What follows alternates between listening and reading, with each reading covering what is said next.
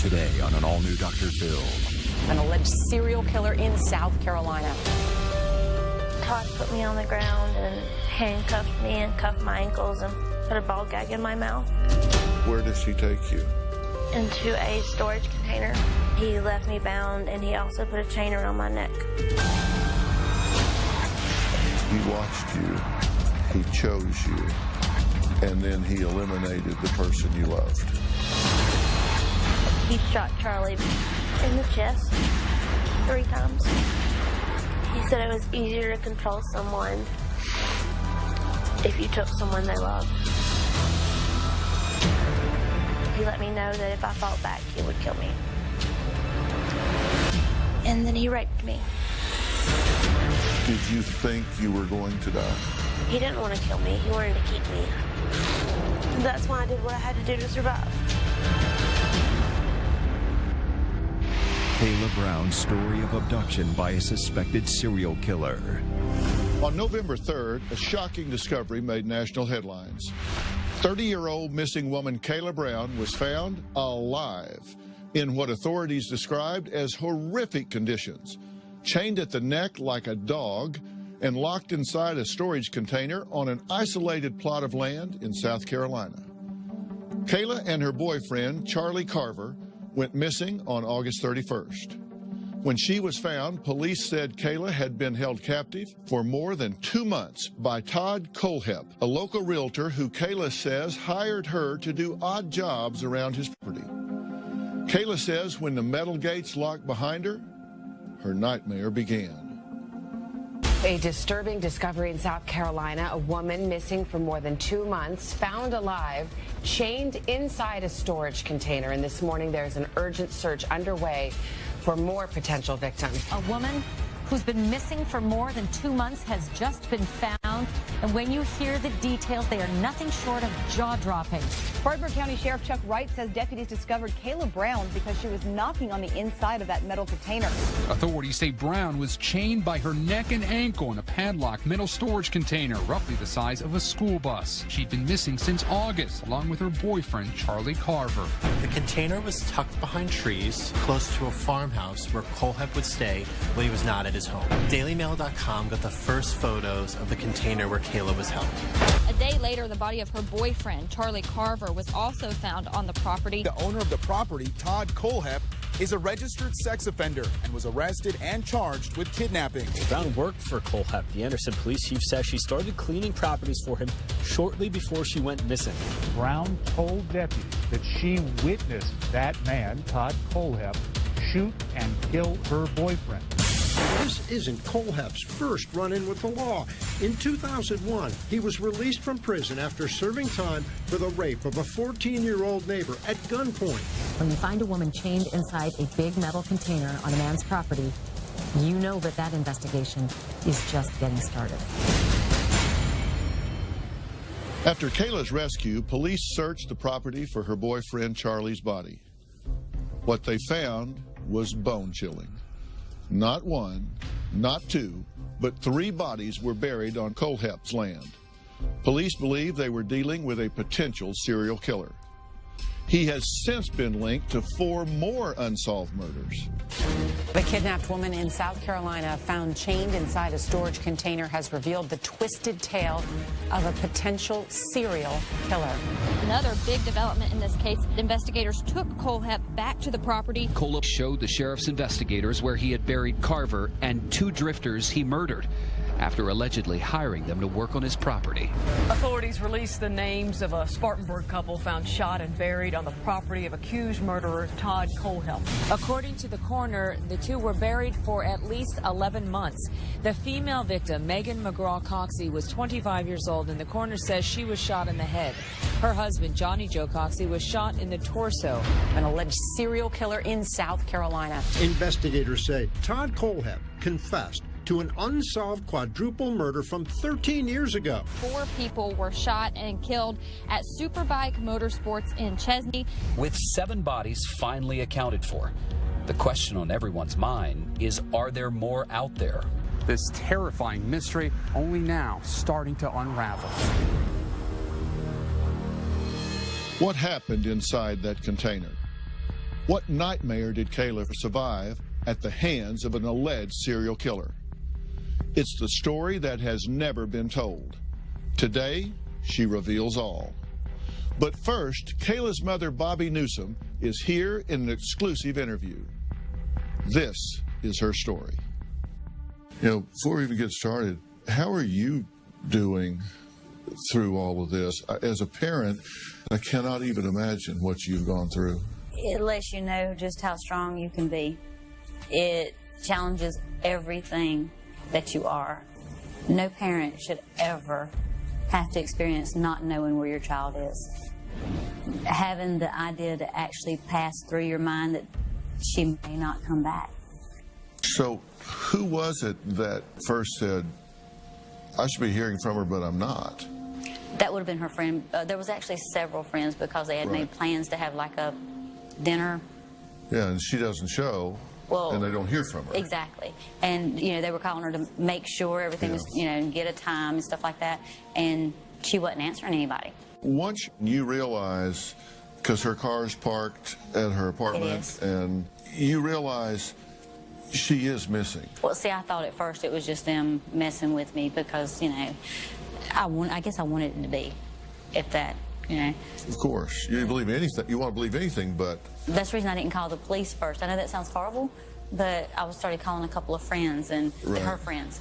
And then, yeah, so, but when I realized it, it hit home a little more. As a parent, take me through the moment when you realized there's foul play here. My daughter's been taken.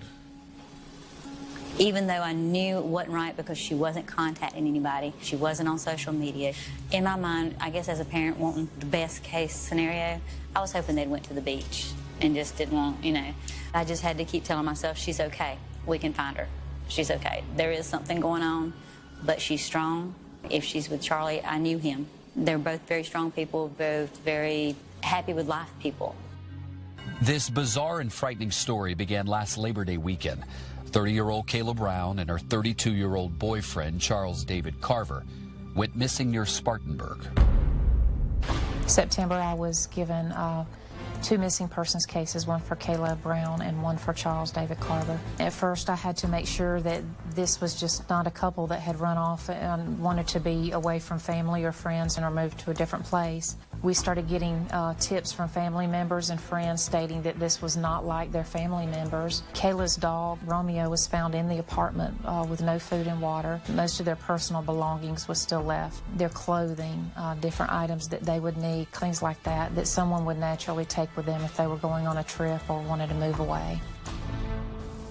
Once you said, something's gone wrong, this isn't a stunt, they're not off somewhere at a beach or whatever. Once it hits you, there's foul play here. Somebody's done something to my daughter. What was your theory about what had happened? I had a couple of different theories, you know, like they're both very trusting people. Maybe they went to help somebody and foul play happened that way. I didn't want to have a theory. I didn't want to think something bad had happened. You knew that they were both missing at the same time. Yes. So you thought whatever's happened has happened to both of them? Yes. Was there ever a time that you were suspect of Charlie? With it being my daughter, you know, I'm like, well, of course. I mean, everything went through my mind. Right. I was even like, you know, well, maybe they got in an argument and took off and then they, you know, went their separate ways and for whatever reason they can't get back, the car broke down. Or, yeah, I wanted to think the best case scenario with everything. But, yeah, I mean, there was a point, but it didn't last because I know what kind of person he was. After searching for her for 2 months, handing out flyers, doing everything we could do, my friends would ask me, do you think Kayla is dead? And I would tell them, unfortunately, I think there's a 99.9% chance that she probably is.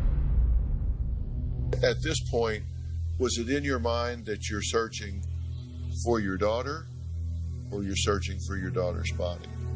I was searching for my daughter. I never was expecting to recover her. I was expecting to find her. How about the people around you? Were they more skeptical? They were like, we're going to find her, we're going to find her. And then after, of course, about a month or so, especially I remember someone said, you know, at this point you need to realize that there's a possibility that when you find her, she's not going to be alive. And me being mom, I basically said, you know, I don't expect you to ever speak to me again. I know that might have been a little harsh, but that's not something a mom wants to hear. And I was like, my daughter may be going through something really horrific right now, but she's out there, and I'm going to find her. You believed and assumed she's alive. She's out there, she's alive. What was the worst case scenario that went through your mind? Coming up. During the time that she was missing, some Facebook posts popped up. What did you think when you saw those? It didn't occur to you that it was who had your daughter. And later. When you drove through that gate, you had not one inkling that it would be 2 months before you would come back through that gate and you would come back out alone. Wednesday on an all-new Dr. Phil. My son Blake is narcissistic and entitled. Didn't she buy a new house and let you move in? Where am I supposed to stay? Hell, I don't care. You're 26. I look at other people and I'm like, wow, I'm better than them. My brother's a disgusting pig. I would have a girl in my bed every single night. I can't believe he treats women like that. Well, you raised him. You don't have to have sex with all of them. That's just how it happens. That's Wednesday. We now return to Dr. Phil's exclusive interview with Kayla Brown. What was the worst case scenario that went through your mind? Injured, being held against her will, you know, that kind of thing. Did you know this Todd? No. So you had no reason to suspect him. He wasn't on your radar at all. Not for the first couple of weeks. And the reason I say that is I tried to find out every friend she had, but I know that on Facebook they had talked about jobs, like cleaning house or whatever. I'm like, okay, he may be somebody to, you know, of course I sent that to the detectives, but that's the only time. But as far as what I didn't even know what he looked like. You didn't know who he was or if he had a criminal background or didn't? No. You just knew this was somebody that was in her contacts. Exactly. Did that ever worry you as a mother that she would take on a project here or a project there? No, not really, because most of the time when she did something like that, it was for a friend or someone that a friend had spoken for. And most of the time she would never go by herself. And in this case, that was the case. She did go. And she even took a gentleman. You know, she took Charlie, a man. So, you know, normally you think you're safer. But she had never mentioned working for this person before. Oh, no, she had mentioned about a month or so before that, she said something about making side money. I said, how? Cleaning houses. I said, well, how'd you find out? She said, well, it's a realtor company. She said, he actually pays pretty good, you know, considering the work I do. I said, do you go by yourself because some of these empty houses? She said, no, I always take somebody with me. And so I didn't think anything else of it. Todd Kolop was considered a success. You know, I just made him around town. I mean, he did his job very well. I mean, he was a good realtor. Kolop was not married, lived in a nice home. He drove a BMW and had a pilot's license. So this is a licensed realtor, and he's paying legitimate money for legitimate work. Figured, okay. And she's not going alone, so no red flags. No. Only days after the couple was reported missing, someone was leaving cryptic messages on Facebook pages that belonged to Kayla and Charlie. They indicated the couple had gotten married, bought a house, and were just fine. During the time that she was missing, some Facebook posts popped up. Were they on her account or on Charlie's account? No, her account never had any activities. It was always on Charlie's. What did you think when you saw those, when you learned about those? The stuff that was popping up was completely out of character. Charlie was a writer. He was in the process of writing a book. The stuff that was being put on there, some of the words were misspelled. He even misspelled his own name one time, the person that was doing it. So I knew from the beginning that it wasn't him. And I figured it was just somebody sick out there that had hacked it. They said they got married, then there were some other things posted. You didn't believe any of it? No. You thought it might just be some internet troll? It didn't occur to you that it was who had your daughter? I mean, of course, it was a thought that crossed my mind. Did you ever respond to any of those posts? A couple of times, and then I was advised and thought better of it, so I stopped. You were advised? By the police. To not engage? Yes. Take me through the moment when you discovered that she had been found. Somebody knocked at the door, and it was one of the detectives that I recognized, and he said, we found your daughter. Of course, I couldn't breathe. And I looked from him to the lady that was there, and she said, she's fine. And I literally do not remember walking from my kitchen to them, but what I do remember is being on my knees and them helping me up. I don't remember anything between that. And they say, she's asking for you, and we're going to take you there now. That was the longest drive I've ever had in my life. When you heard the words, she's fine, what happened inside of you? It was like a dam broke with relief.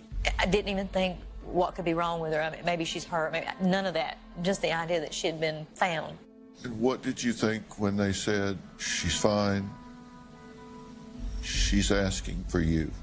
My mind was going in every different direction, you know. She must be okay, because, I mean, it was just so many emotions at one time. They said she was okay, but I wanted to see it for myself. When they said she was asking for me, it just, my heart swelled. Where did you reunite with her? She was at the hospital. I opened the door and all I seen was not a grown woman. I seen my little girl sitting there that somebody had done something to. I ran to her. I couldn't let go of her. I was probably holding her for, gosh, probably 10 minutes. You could see it in her eyes. She was so sad. Do you see a difference in her now than before? And what is the difference? She's a little more meek. This is a girl you're looking at. She went through modeling. She was in pageants when she, you know, just outgoing. I don't see my outgoing girl anymore. I see somebody that's somewhat withdrawn, somebody that's unsure, compared to a person that was always, I can do this, you know. Todd's mother made a statement, a quote, I want her to know how sorry I am. And I think Todd is too. Because he didn't want to hurt her. He just didn't know what to do. Todd is not a monster. He's never been a monster. He did some bad things, but a monster? No. What's your reaction to that as a mother? I think she's speaking in a mother's defensive mindset. He is a monster. Coming up. Me and Charlie were standing there holding hands. Todd walked out and he shot Charlie before he ever even made it completely out the door.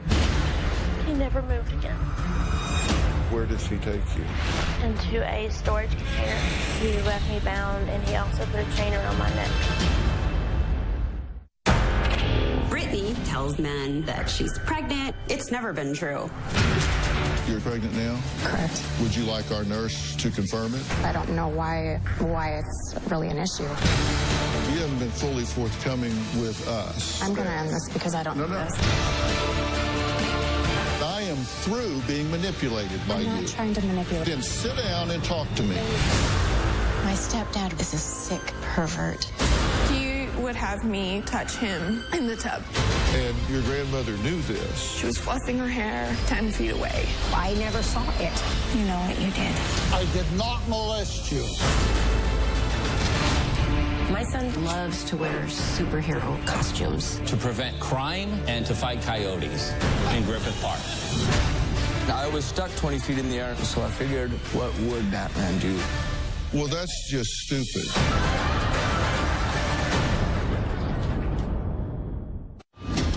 Dr. Phil's exclusive interview with Kayla Brown continues. What happened to Kayla Brown during the 2 months she spent chained up inside a dark storage container? Today, in an exclusive interview, she reveals the horrific details of her ordeal that made headlines around the world. I can't tell you how glad I am to meet you. Thank you, sir. I've done these cases and stories where you weren't here to talk to. I guess we'll kind of start at the beginning and go from there. So tell me about your life before this all happened. You were in a relationship with Charlie. Yes, sir. We had been very good friends and casually dating for about a year. But we had only been like in a serious relationship for 4 or 5 months. Were y'all planning to get married? Yes, sir. And tell me about Charlie. Charlie was just a wonderful person. He's one of the best people in general I ever met. He lived his life to make others smile.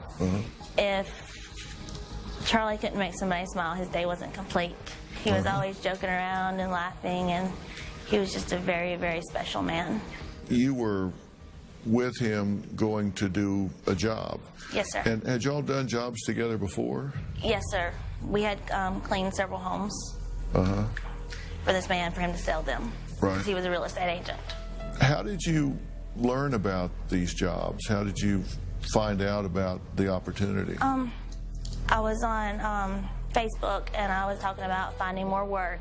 Todd contacted me and said that he would pay me to clean these houses. So he contacted you on Facebook? Yes, sir. We didn't have any contact any other way besides Facebook. Okay. So on your Facebook page, you had, like everybody else's Facebook page, you had pictures and activities you did, so he would know something about you from that. Yes, sir. My point being, this wasn't something random. Todd knew who you were. Yes, sir. He had the opportunity to study you before he reached out to you. Yes, sir. How many jobs had you done for him? About 4, maybe 5. Was Charlie there each time? Yes, sir. And how did he respond when you showed up with Charlie? Well, he told me that that he was going to pay me a certain amount for the job, and that if I wanted to bring someone with me, that he would not pay me extra, but if I wanted someone to help me, whether I paid them or not, that was up to me. But he told me I could bring someone to help me, so he didn't mind when Charlie was there. Yeah. How did he treat you two on the first job? He was nice, polite, just a regular businessman, nothing inappropriate or anything like that, just regular somebody going to do a job for somebody. Was he around a lot while it was going on? No, sir. We would go to his house, pick up keys, get the address. I never went inside his home. He always came out and brought me the keys. We would put the address in our GPS. We would go clean the house. When we were done, we would return the keys, and he would give us a check. Yeah. How frequently would he call you about a job? I think we did 2 1 month, and then 1 month, and then 2 the last month. So this was over a 2 or 3 month period? Yes. Did he ever contact you between jobs? Did he friend you on Facebook or anything? I mean, we had been friends on Facebook for several years. But, I mean, he would ask how I was doing and stuff like that, but nothing, no real communication. So all the data you had was in the plus column? Yes, sir. He paid you on time, he gave you reasonable jobs, he did, you know, everything was plus, no red flags? No red flags. Okay. So on this day, and was that day August 31st? Yes, sir. You go to do a job. Yes, sir. And did you go to pick up keys? Yes, we went to his house to pick up keys, and he actually took us to the property this time instead of just giving us the GPS address, because it was his personal property, and he said he had to unlock the fence for us. Okay. And this is a big property, like 95 acres or something? Something like that, yes, sir. A big place. And you open the gate at the road? Yes, he opened the gate at the road. Yeah, but it's at the road, and then you drive in? Yes, sir. And how far back did you drive in on this day? Probably about half a mile, 3/4 a mile. It's out of sight of the road? Yes, sir. Okay. And what was back there? There was a large garage. At the time, I could see that it was 2-story. By the time, I didn't know what was on the second floor. There was a small, garden shed, and there was a large storage container. And that's all I saw. When you drove through that gate, Todd gets out, opens the gate, his car drives through, your car drives through. You had not one inkling, not one awareness that it would be 2 months before you would come back through that gate and you would come back out alone. Coming up. You say he came out shooting. I look up, he walked out, and he had the gun in his hand. Where did he shoot him? This February on Dr. Phil. Jerry is throwing away my financial future with online dating scams. She thinks her husband is being catfished. Well, it sure was to meet you one day, if we could do it without your wife finding out about it. Dr. Phil has exposed online scams before, but wait till you see who's on the end of the line this time. Hey, Jerry, this is Phyllis. Hope you're having a great day. But to tell you the truth, this isn't Phyllis. This is actually Phil. Dr. Phil. And I plan on talking to you later. This February on Dr. Phil. We now return to Dr. Phil's exclusive interview with Kayla Brown.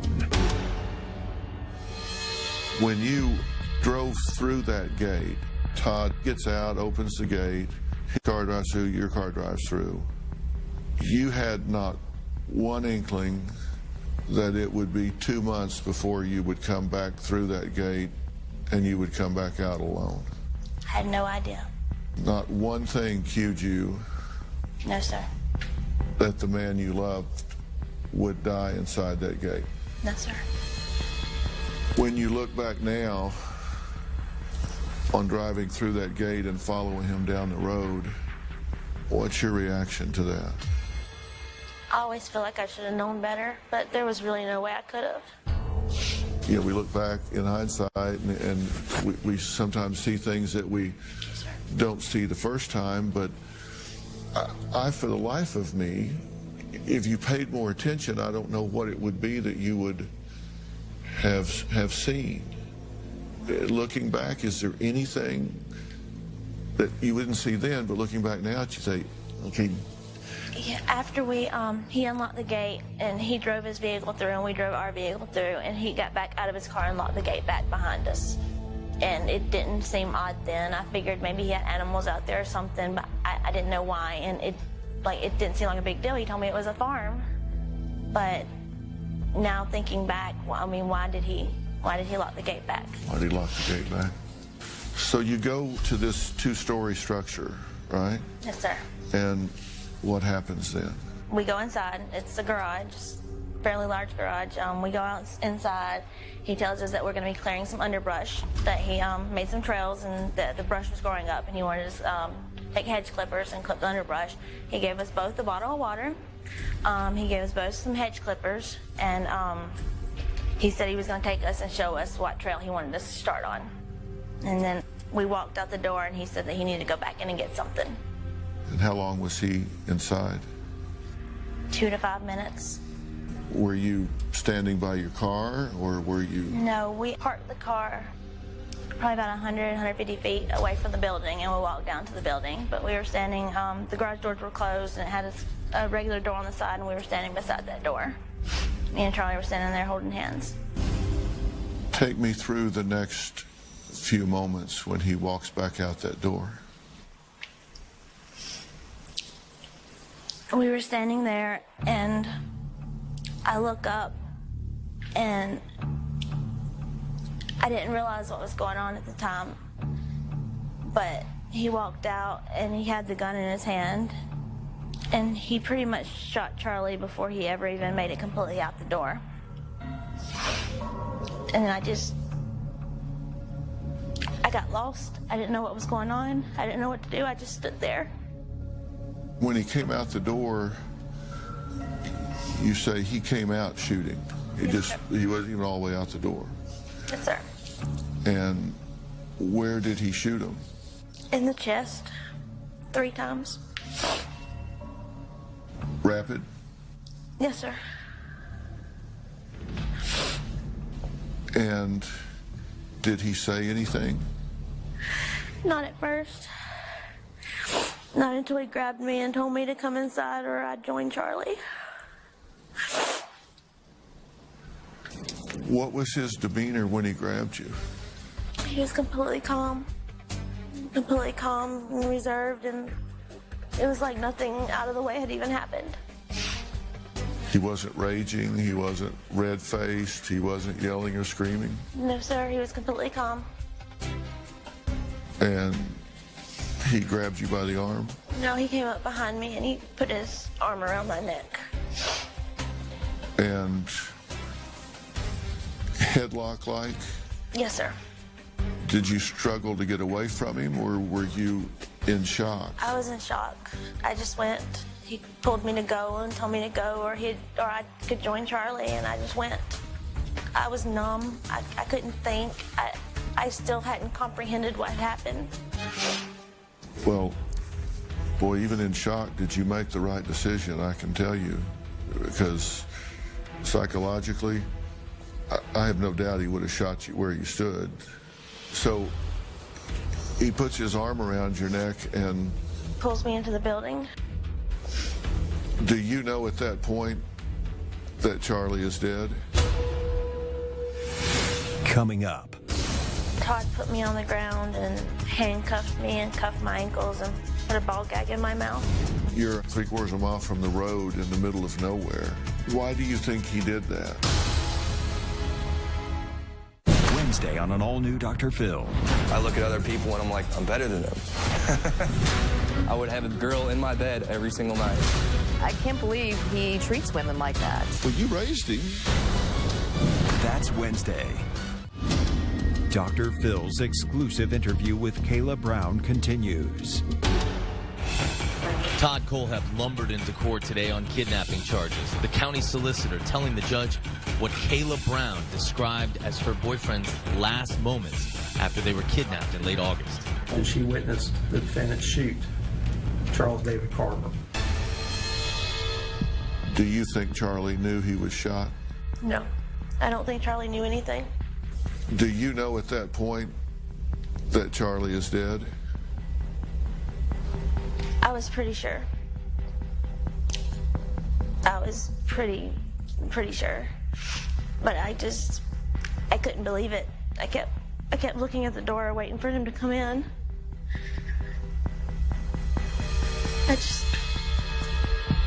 I saw it happen, but my mind couldn't let me believe it was true. I just kept staring at the door. Was he moving at all when you went in? He never moved again. And I believe he died almost instantly. So he pulls you inside. You're standing there looking at the door, hoping against hope that he'll come in. And of course he doesn't. What happens next? Todd put me on the ground and handcuffed me and cuffed my ankles and put a ball gag in my mouth. And then he told me he had to go take care of Charlie. And he left me there. And when you say he cuffed you, did he have handcuffs? He had handcuffs and he had ankle cuffs. So he had them there. This wasn't an impulse thing. No, he was prepared. Did he cuff you behind your back? Yes, sir. At that point, was he rough with you? No, sir. He still was completely methodical. Completely calm and level-headed. And you say he put a ball gag in your mouth. Why do you think he did that? I mean, you're a half mile, 3/4 of a mile from the road in the middle of nowhere. I don't know. How long did he leave you there? I don't know. Time almost stood still, so I couldn't say. Was it 5 minutes or 5 hours? No, it was like maybe 20 minutes. Okay. And do you know what he did? Did he tell you what he did with Charlie? He went and wrapped him up. And he was wrapped up when I went back out, when I was taken out back out of the building. In a tarp, a blue tarp. Had you seen the blue tarp when you pulled up? No, sir. Well, Kayla, I have to stop asking you for questions for a minute and tell you I am so sorry for your loss. I'm sorry for what happened to you, but I am so sorry for your loss. And these things are just stacked on you right now, but you lost the man you loved, and you lost him violently and abruptly, and that's the most traumatic way you can lose somebody. And it's never easy to lose somebody, but if it's after a long illness, we prepare ourselves for it going into yeah, it. But you get to say goodbye. Yeah, and you never got to say goodbye to Charlie. No.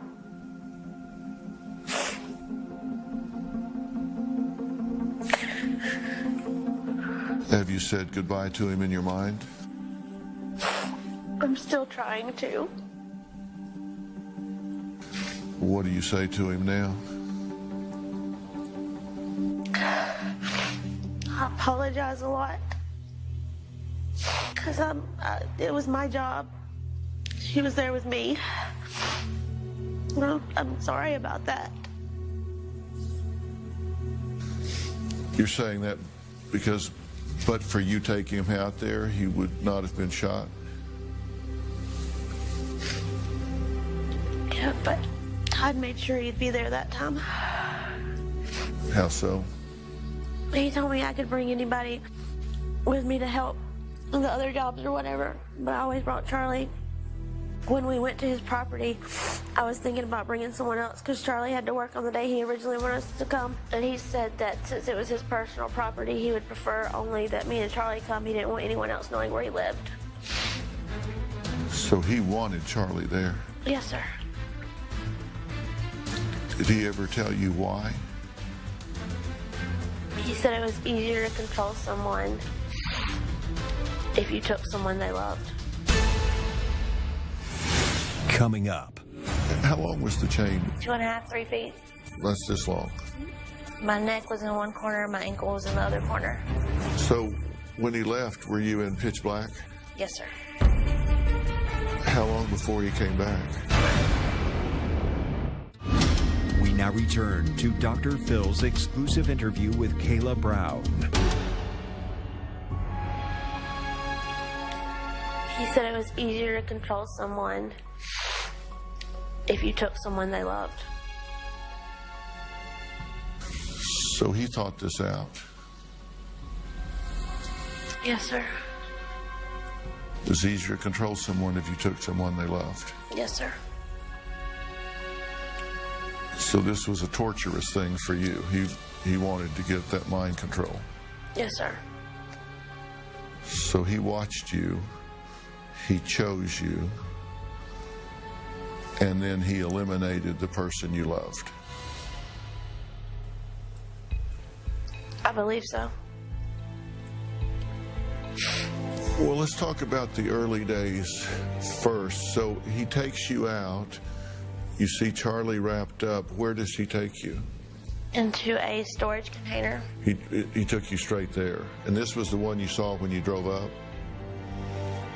When he took you and put you in it, were you still cuffed at the ankles and the wrists? Yes, sir. So you were just shuffling along? Yes, sir. Were you still gagged? Yes, sir. And when he opened it and put you in there, what did you see when you looked in there? What was in there? It was pitch black, but he had a flashlight and he had a lot of shelving with like dried food and rations and stuff, and like lots of bottles of water. Did he come in there with you? Yeah, he took me all the way in the back. And did he leave you bound, or did he unbind you? He left me bound, and he also put a chain around my neck. And how long did he stay in there with you this time?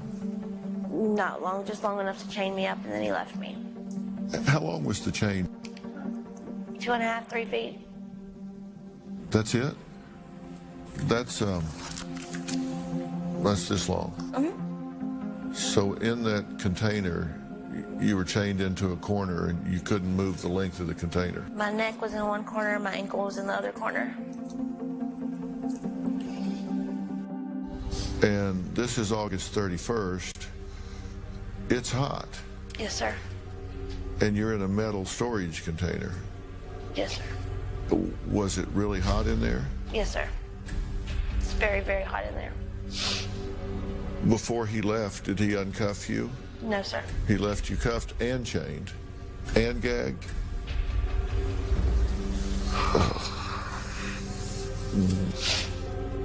What was the chain connected to?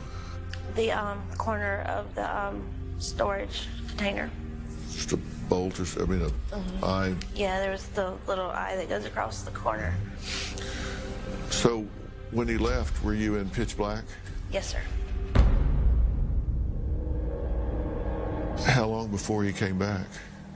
It seemed like an eternity, to be honest, but he said it was only 2 hours.